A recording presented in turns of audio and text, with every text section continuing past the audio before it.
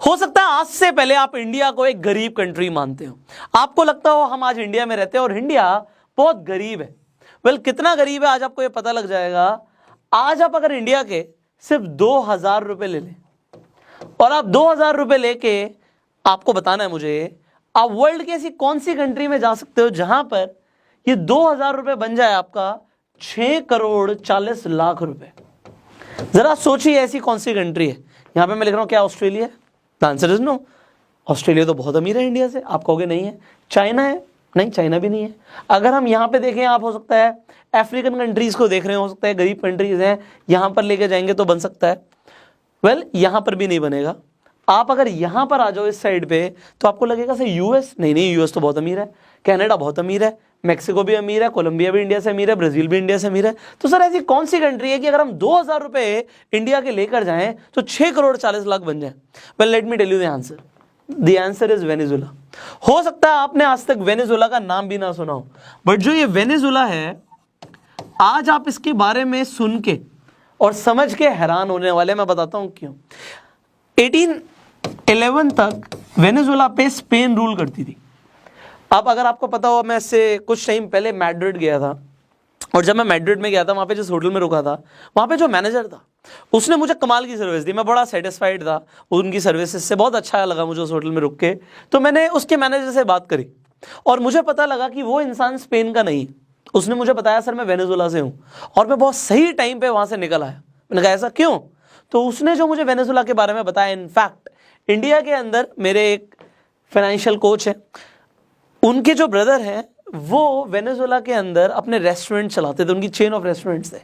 और वो कहते हैं सर यहाँ पे जो बीचेस हैं, यहाँ पे जो कोस्टल लाइन है इतनी खूबसूरत है कि पूरे वर्ल्ड में ऐसे बीचेस नहीं मिलेंगे। यहाँ की जो लड़कियों की अगर हम तारीफ करें तो यहाँ से 6 बार मिस यूनिवर्स निकली हैं, 5 बार मिस वर्ल्ड निकली हैं। तो वेनेजुला की लड़कियां बहुत सुंदर है। वेनेजुला के अंदर नेचुरल ब्यूटी बहुत अच्छी। यहाँ पे एंजल फॉल्स है जो दुनिया का सबसे ऊंचा वाटरफॉल है। तो यहां पर अगर आप घूमने के लिए जाओगे आपको बहुत अच्छा लगेगा। इनफैक्ट नेचुरल ब्यूटी बहुत अच्छी है, यहां के लोग भी बहुत अच्छे थे, अब नहीं है। तो जितनी मैं तारीफ कर रहा हूं आपकी, ये तारीफ वेस्ट हो जाती है, क्योंकि मैं आपको बोलूंगा नहीं कि आप यहां पे घूमने जाइए। ऐसा क्यों है? क्योंकि अगर आप यहां पर घूमने गए, आपके 2000 रुपए यहाँ के 6 करोड़ 40 लाख रुपए तो हैं। आज आप जरा देखिए, यहाँ की करेंसी का नाम है बोलीवार। तो आज हम जरा INR टू बॉलीवुड देख लेते हैं, आपको थोड़ा खुद भी समझ आ जाएगा। आज यहाँ का, हमारा इंडिया का 1 रुपये यहाँ का 32,000 रुपये के बराबर है, ऑलमोस्ट मोटा मोटा 32,000 रुपये के आसपास। तो अगर आप देखेंगे 2000 रुपये 6 करोड़ 40 लाख रुपए होते हैं। तो आप 2000 रुपये में एक्चुअल में यहाँ पे ऐश कर सकते हो। ये अलग बात है अगर वहाँ पे आप कॉफ़ी पीने भी जाओगे, कॉफ़ी पीने भी जाओगे ना, आपको बोरे भर के पैसे लेके जाने पड़ेंगे, एक बैग भर के आपको पैसा देना पड़ेगा। यहाँ पे एक्चुअल में ऐसा है। आप कुछ ब्लॉगर्स की वीडियोस भी देख सकते हैं नेट पे, वो दिखाएंगे आपको वेनेजुला के अंदर अगर एक वो मोटर बाइक के पीछे भी बैठ जाते हैं तो दे हैव टू पे a lot of money, but वो अ लॉट ऑफ मनी कुछ होती नहीं है। क्यों? अगर आप वेनेजुला में जाते हैं तो आपको पता है वहां पे पेट्रोल का रेट क्या है। यहाँ पे गवर्नमेंट ने सब्सिडी दे रखी है, और ये क्यों दे रखी है मैं आपको बताऊंगा। जरा सोचिए कितना प्राइस होगा। इंडिया में तो 100 रुपए के आसपास है, यहाँ पे कितना है? 1.5 रुपये। एक्चुअल में 1.5 रुपये। अगर आप मोटर बाइक चलाते ना तो 50 रुपए के अंदर आप पूरे महीने बाइक चलाइए, 50 रुपए में सिर्फ। पेट्रोल का रेट ही नहीं है, और ये आज से नहीं है, गवर्नमेंट ने रेट ही नहीं बढ़ाया पेट्रोल का। क्यों? क्योंकि आज इस कंट्री, ये आपको लग रहा होगा सर ये तो बहुत गरीब कंट्री है, बट इस गरीब कंट्री के पास ना सऊदी से ज्यादा तेल है, सऊदी अरब से ज्यादा तेल है इस कंट्री के पास। आज इंडिया भी जो तेल लेता है ना वो वेनेजुला से लेता है। मतलब इस कंट्री के पास इतना तेल है, पूरे वर्ल्ड के अंदर सबसे ज्यादा तेल का परसेंटेज वेनेजुला के पास है, सऊदी से भी ज्यादा परसेंटेज है। बट उसके बावजूद भी ये कंट्री गरीब हो गई है। इतनी गरीब हो गई है कि 50 लाख लोगों ने इस कंट्री को छोड़ दिया है। मैं 50 लाख की बात कर रहा हूं। बॉर्डर क्रॉस करके लोग, आप देखिए ये जो वेनेजुला है ये कोलंबिया से अपना बॉर्डर शेयर करता है।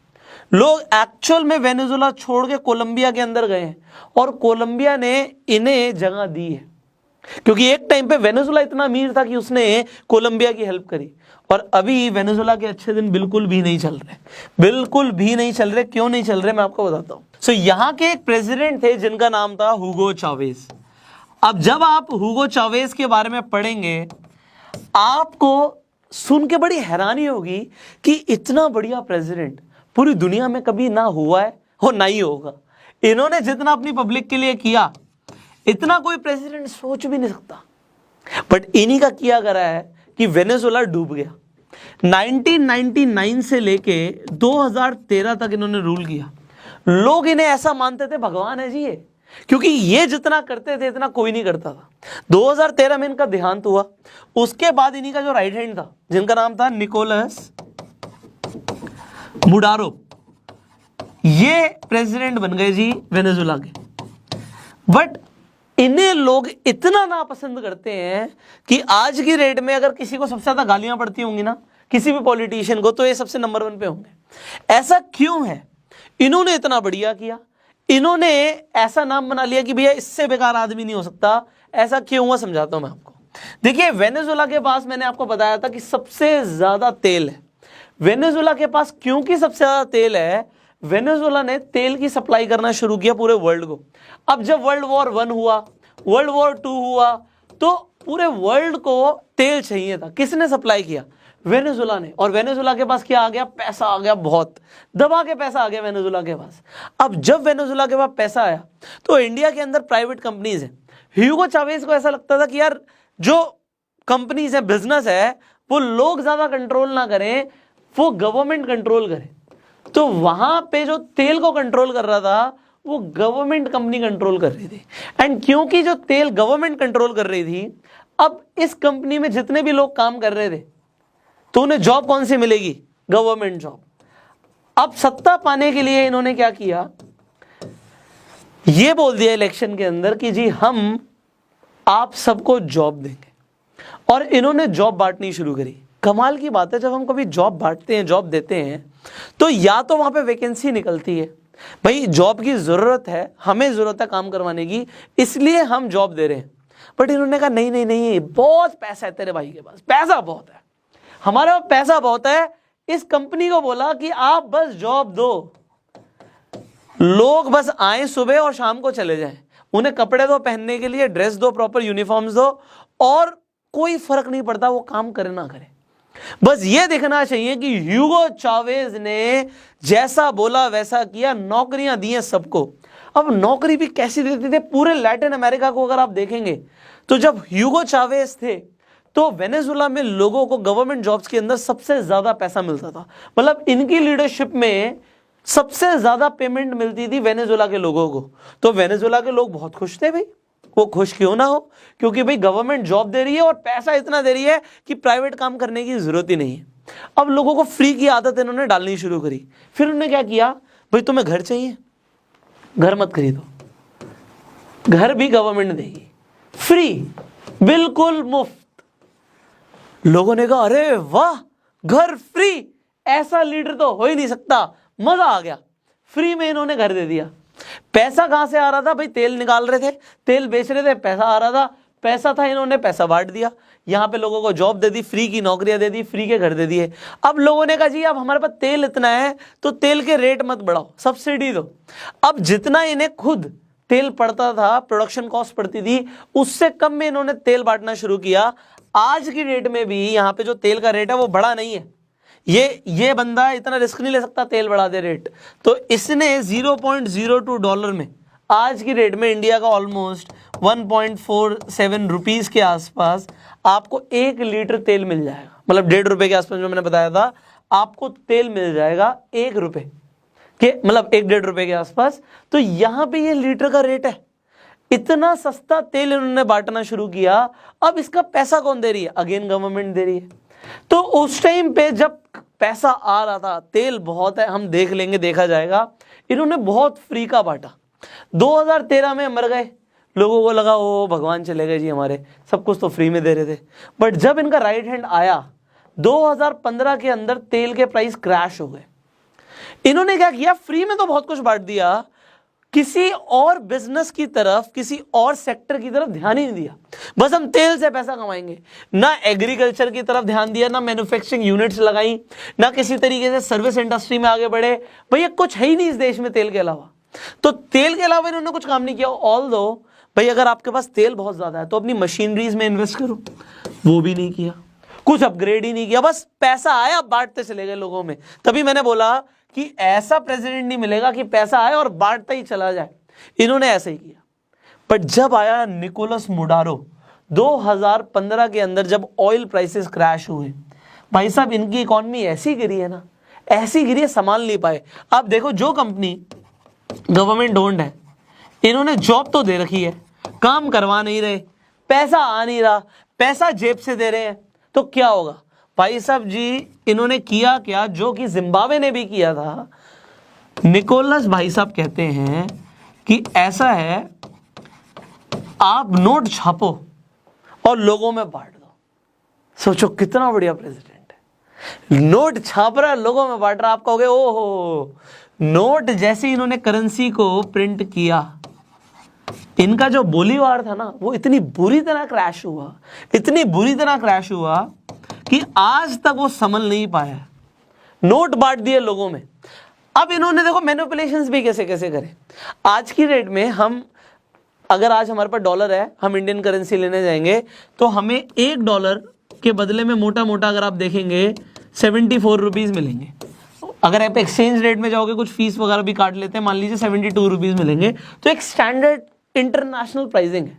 ये कहते नहीं ऐसा नहीं है, ऐसा नहीं है जी, हम कह रहे हैं क्योंकि हम प्रेसिडेंट हैं, हम कह रहे हैं जी आपको 1000 बोलीवार के बदले में, सॉरी $1 के बदले में 1000 बोलीवार मिलेगा, तो 1000 ही मिलेगा।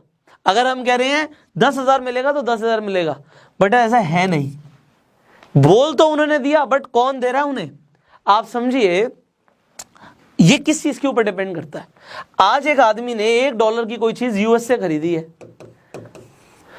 आज $1 की कीमत वहां पे, आप समझिए ना, आपको मैंने बताया कि ₹1 की कीमत जब 32,000 है, तो 72 रुपीज की कीमत या 75 रुपीज की कीमत 32,000 इंटू 72 हो जाएगी ना।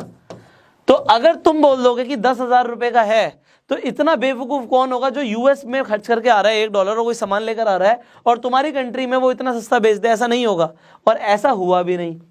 आज ये यूएस करेंसी को हर जगह एक्सेप्ट नहीं करते, बट इनके लोग बोलीवार को एक्सेप्ट नहीं करते, क्योंकि बोलीवार में फ्लक्चुएशंस बहुत तेजी से आती हैं। इन्होंने एक्चुअल में इंस्टाग्राम पे पेजेस बना रखे हैं कि भैया आज का क्या रेट है वो देख लो। ऐसा तब भी हुआ था जब मैं उज्बेकिस्तान गया था। वहां पे जब हम एटीएम पे जाते हैं तो एटीएम पे वहां पे कार्ड नहीं लगाना होता, एक्चुअली में उनका सिस्टम अलग है। वो कहते हैं जी $1 डालो और आपको उज्बेकिस्तान की करेंसी वहां पे मिल जाएगी। तो सोम होती है वहां की करेंसी, तो आपको सोम निकलेंगे वहां से। अब हुआ क्या, जब भी मैं वहां पे $100 डालूं, हर बार अलग करेंसी निकले, कभी ज्यादा निकल जाए पैसे, कभी कम निकल जाए। अगर सुबह और शाम में फर्क देखें तो हजारों सोम का फर्क आ रहा है, हजारों सोम का। तो ऐसी करेंसीज इतनी ज्यादा फ्लक्चुएटिंग क्यों है? ये इसलिए है क्योंकि सरकार की गलतियां हैं, बहुत सारी गलतियां। तो यहां पे जो करेंसी प्रिंट कर गई यहां पे गवर्नमेंट, और उसके बाद खुद से करेंसी का प्राइस डिसाइड कर रही है, इसने यहां की इकोनॉमी को कोलैप्स कर दिया पूरी तरीके से। अब आप थोड़ी सी यहां पे कंडीशन को समझिएगा, हुआ क्या लोगों के साथ। लोगों ने यहां पे घर छोड़े अपने, मैंने बोला 50 लाख लोग माइग्रेट कर गए। अब सोच सकते हो 50 लाख लोग इस देश को छोड़ के चले गए। आप एक देश में रहते हो, अपना घर छोड़ के जा सकते हो? आप जहां पे आप पले बड़े हो, जहां पे आपके सारे रिश्तेदार हैं, उसे छोड़ के मैं आपको बोलूं ईरान में जाके शिफ्ट हो जाओ, आप चले जाओगे? तुर्की में चले जाओगे? आप चले जाओ जी कनाडा में, आपको हाँ कनाडा में बड़ा मजा आएगा। तो कनाडा तो लोग जा रहे हैं छोड़ के, बट कहने का मतलब है कि आपको दूसरी कंट्री एक्सेप्ट भी तो करें, लोग नहीं कर रहे। यहां पे इतनी बुरी हालत है आज की डेट में, जो लोग फ्लाइट से उतरते हैं, उतरने के बाद आप फ्लाइट से उतरे हो, इन्हें लगता भाई ये पता नहीं कितने अमीर आदमी है, क्योंकि फ्लाइट करके गया था। यहां पे आज की डेट में इंसान इंसान को खा रहा है। आपको बिलीव नहीं, आप इंटरनेट पे पढ़ सकते हो, खाने को नहीं है इस कंट्री के पास। इस कंट्री में आप सोचिए आपकी कोई दवाइयां चल रही हैं, डायबिटीज की दवाई चल रही है, बीपी की दवाई चल रही है, एकदम से वो मिलना बंद हो जाए, मिले ही ना, पैसे तो छोड़ो, आप कहोगे मैं पैसे देने के लिए तैयार हूं, मिले ही ना, तो कैसा होगा? आप कहोगे ऐसा इंडिया के अंदर नहीं हो सकता, बट यहां पे हुआ है। 50% मेडिसिन यहां पे अवेलेबल ही नहीं है जो कि कॉमनली यूज होती हैं। तो एडवांस हेल्थ केयर की तो बात ही छोड़ दीजिए।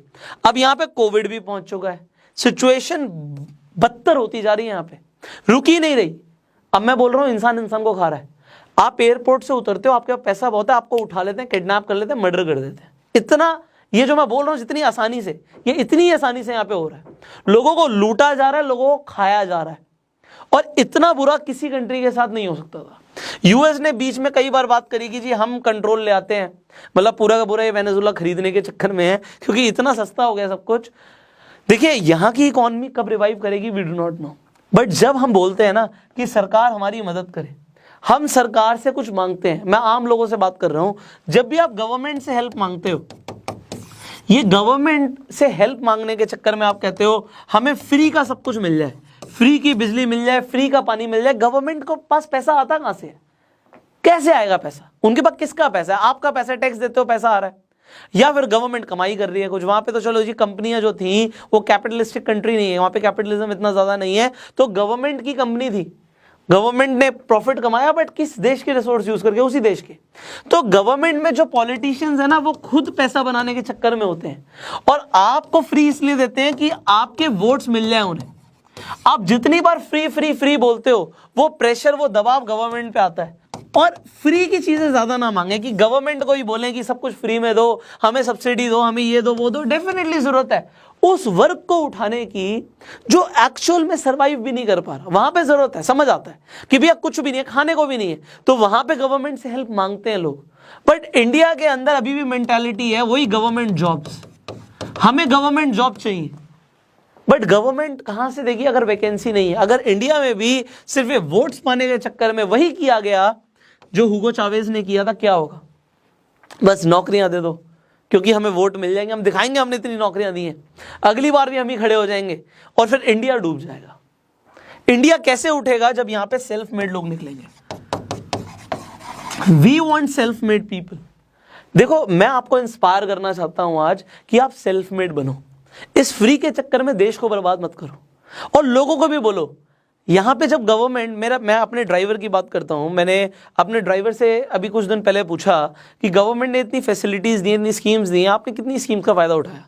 उन्होंने बड़े प्राउडली ये चीज बोली, सर मैंने और मेरे फादर ने आज तक गवर्नमेंट से 1 रुपए की हेल्प नहीं ली, हमने अपना राशन कार्ड तक नहीं बनवाया।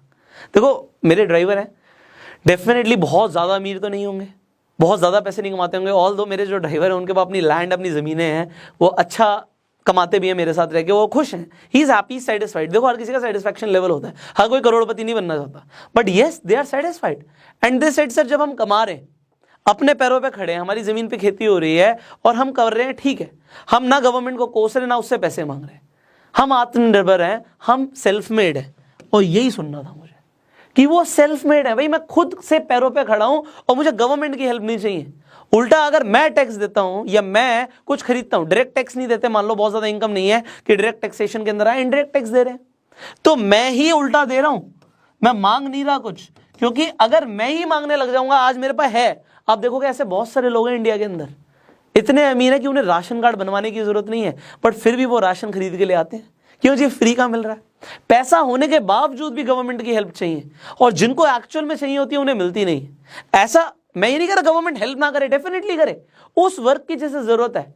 पर इंडिया के अंदर मुझे बड़ा बुरा लगता है देखते हुए, जिन्हें जरूरत नहीं भी है वो भी अगर हेल्प लेते हैं तो।